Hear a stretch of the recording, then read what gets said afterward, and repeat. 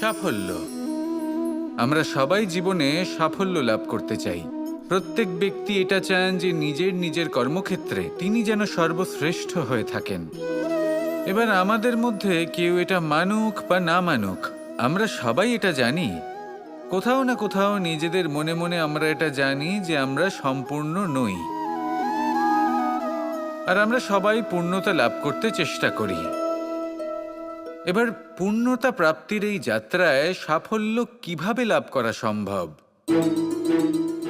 কেউ বলবে নিরন্তর পরিশ্রম করতে থাকো, দৃঢ় নিষ্ঠার সাথে অগ্রসর হও, সাফল্য অবশ্যই লাভ করবে। হ্যাঁ, এটা সত্যি কথা। কিন্তু এই সব কিছু করার আগে একটা সিঁড়ি আছে, একটা শিক্ষা আছে যা জীবনযাপনের অংশ করে তোলা গুরুত্বপূর্ণ।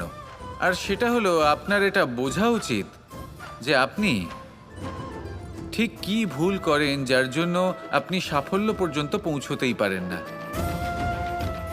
আর এটা বোঝা প্রয়োজনীয় যে কিভাবে এই ভুল শুধরে নেওয়া সম্ভব। নিজের অন্তরে সেই সাহস জাগিয়ে তুলুন যার দ্বারা আপনি নিজের ভুল স্বীকার করতে পারবেন।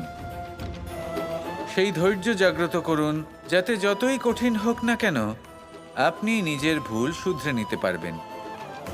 তার সাথে পরিশ্রমও করুন, দৃঢ় নিষ্ঠার সাথে সামনে এগিয়েও চলুন। সাফল্য অর্জন করতে খুব বেশি সময়ও লাগবে না। আসুন আমার সাথে ভালোবেসে বলুন, রাধা রাধা। ছোটবেলায় যখনই আমাদের মাখন খেতে ইচ্ছে করত তখন আমরা মাখন চুরি করে খেতাম। আমরা সকল বন্ধুরা একে অপরের পিঠে দাঁড়াতাম, মাখনের হাঁড়ি ভাঙতাম আর মাখন খেয়ে নিতাম। এটাকেই বলা হয় সংগঠনের শক্তি। এবার কি শুধুমাত্র সংগঠনই যথেষ্ট? আসুন দেখা যাক। যেমন ধরুন, সব থেকে হৃষ্টপুষ্ট বালক যে, সে যদি সবার ভার বহন করার বদলে ওপরে চড়তে থাকে তাহলে কি আমরা হাঁড়ি ভাঙতে পারবো? আমরা কখনো কি মাখনের আনন্দ উপভোগ করতে পারবো? না। শুধুমাত্র সংগঠন যথেষ্ট নয়, তার সাথে প্রয়োজন হলো ভারসাম্য। তবেই তো মাখন লাভ সম্ভব। ঠিক সেভাবেই জীবনেও নিজেদের সম্পর্কে, পরিবারে, সমাজে, কার্যক্ষেত্রে ভারসাম্য বজায় রাখা প্রয়োজন।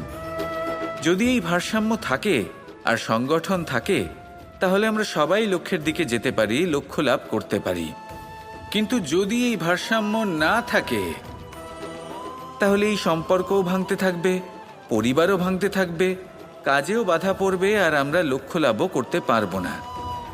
তাই সংগঠনের সাথে থাকুন, ভারসাম্য বজায় রাখুন আর আমার সাথে ভালোবেসে বলুন, রাধা রাধা।